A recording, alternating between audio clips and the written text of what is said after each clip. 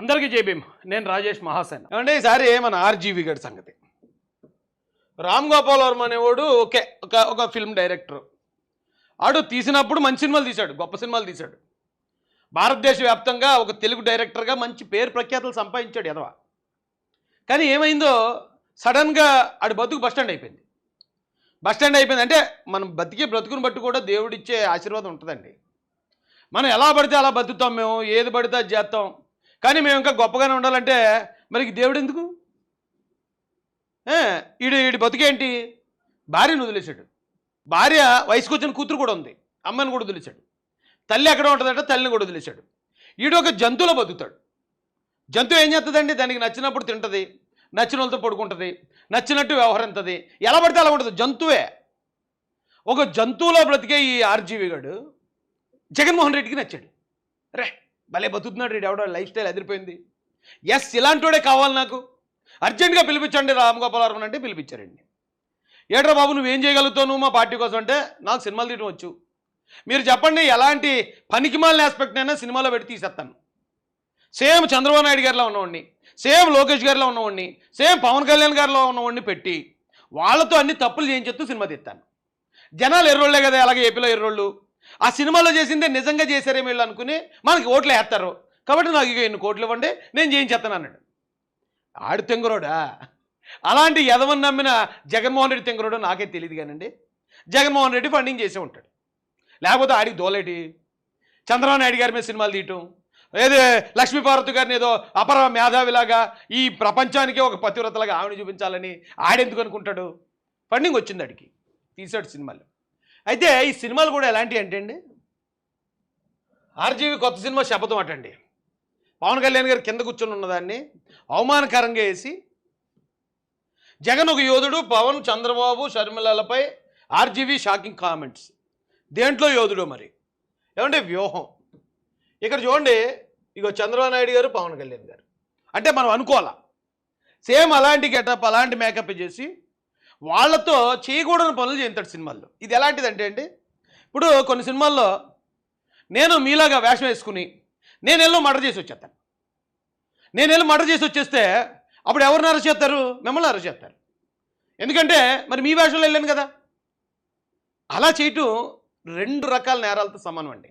ఒకటి మర్డర్ చేసిన ఆ నేరం మన మీద పడుతుంది, రెండోది ఆ మర్డర్ చేసిన మర్డర్ని తారుమారు చేయడానికి, సాక్ష్యాలు తారుమారు చేయడానికి, ఒక నిరపరాధిని ఇరికించడానికి ప్రయత్నించాననే మరో 2-3 సెక్షన్లు పడతాయి నా మీద.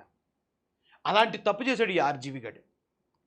వీళ్ళు చంద్రబాబు నాయుడు లాగా ఆయనకిలాగా ఉన్న వ్యక్తిని పెట్టేయటం, కన్నింగా కుట్రపూరితంగా జగన్ మీద కుట్రలు చేస్తున్నట్టు సినిమా తీయటం.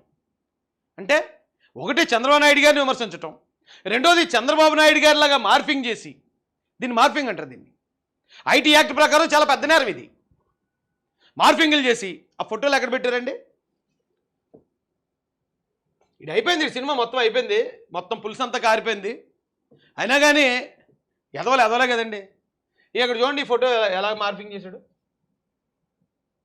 బ్రహ్మణి గారు, చంద్రబాబు నాయుడు గారు, మధ్యలో ఎవరో పిల్లోడు. ఆ పిల్లోడికి పవన్ కళ్యాణ్ గారి ఫేస్ని ఎడిట్ చేశాడు. ఇది చాలా పెద్ద క్రైమ్ అండి. ఇది ఇలా మార్ఫింగ్ చేయకూడదు. మార్ఫింగ్ చేస్తే చాలా పెద్ద నేరం. ఎవరో 3 మహిళలు నిలబడి ఉంటే ఆ 3 మహిళలకి లోకేష్ గారి ఫేసు, చంద్రబాబు నాయుడు గారి ఫేసు, పవన్ కళ్యాణ్ గారి ఫేస్ని ఎడిట్ చేసి పెట్టాడు. ఈ పెట్టింది డైరెక్ట్గా ఆడి అకౌంట్ నుంచే. Ram Gopal Varma who are they అట. అంత కక్ష ఏముంది వీడికి? చంద్రబాబు నాయుడు గారి మీద, పవన్ కళ్యాణ్ గారి మీద, లోకేష్ గారి మీద, ఈడికి, ఈ తాగుబోతుగాడికి, ఈ మహిళల అంగాంగ ప్రదర్శనలు చేసుకుని బతికేవాడికి, మహిళల్ని ఎక్స్పోజింగ్ చేస్తూ చూపిస్తూ దాని మీద పడిన చిల్లర డబ్బులతో బతికే ఎదోకే వాళ్ళతోటి ఏంటి శత్రుత్వం? శత్రుత్వం ఏంటంటే జగన్మోహన్ రెడ్డి గారు ఆయన ఇస్తాడు ఫండింగు, ఈయన చేస్తాడు పవన్ కళ్యాణ్ గారిని. వ్యూహం అని ఆడిదే సినిమా పోస్టర్. ఇది రామ్ గోపాల్ వర్మ ఆడే పెట్టుకున్నాడు. చూడండి, జంతువులకి వీళ్ళ ఫేస్ని ఎడిట్ చేసి పెట్టాడు. చాలా పెద్ద నేరం ఇది. ఐటీ యాక్ట్ 67 ప్రకారం ఇలాంటి మార్ఫింగ్లు చేస్తే బొక్కలో దోసి భోగి పండగే. ఇప్పుడు మళ్ళీ బిఎన్ఎస్ చట్టాలు వచ్చాయి. ఆ చట్టాల ప్రకారం పెడితే ఇప్పుడు దాకా నేను మాఫియా అని చూశాను, నేను ముష్టి అని చూశాను, తొక్క చూశాను, తోటకూర చూశాను అన్నాడు. కానీ ఇప్పుడు చూస్తాడు ఆంధ్రప్రదేశ్ ప్రభుత్వాన్ని. ఏమండి ఇంత అవసరం లేదు, ఇంత చేయాల్సిన పనేమీ లేదు, కానీ చేసాడు. అలాంటి ఆర్జీవి గారిని నిన్న వెళ్ళారు పోలీసు వాళ్ళు, నోటీస్ ఇచ్చారు. నోటీస్ ఇస్తే ఈడు మళ్ళీ ఏదో పెట్టాడట, శ్రీదేవి ఫోటో ఏదో పెట్టుకుని. అంటే నేనేం భయపడిపోలేదు, వీడికి ఈగే ఎక్కువ ఏదోకి. వీడికి తట్లు వచ్చేలా దెబ్బలు పడినా సరే బయటకు వచ్చి పౌడర్ రాసుకున్నాను, నేను కొట్టలేదు, నన్ను ఎవరు ఏమనలేదంటే వీడు లోపల వణికిపోతానే ఉంటాడు. కానీ బయటకు వచ్చే నేనేం అసలు ఒరే నీ పని ఏంట్రా, ఒరే ఆర్జీవి నీ పని ఏంటి అసలు? సినిమాలు తీసుకోవటం. నువ్వు సినిమాలు తీసుకోవాలి, పోయి నువ్వు పొలిటికల్గా సినిమాలు తీస్తావు తీ, కానీ ఒక పార్టీని ఇంటెన్షనల్గా బదనాం చేసి మరో పార్టీని ఏదో పైకి లేపేద్దాం అనుకుంటే జరిగే పని అది? ఇలాంటి ఎదవలందరినీ నమ్ముకున్నాడు జగన్మోహన్ రెడ్డి. ఈరోజు అందరిలోనూ పెద్ద డాష్ అయిపోయి కూర్చున్నాడు ఆయన. ఓకే, ఆయన మనస్తత్వం అలాంటిది కాబట్టి, నేరపూరితమైంది కాబట్టి మీలాంటి నేరస్తులు నచ్చారు అతనికి.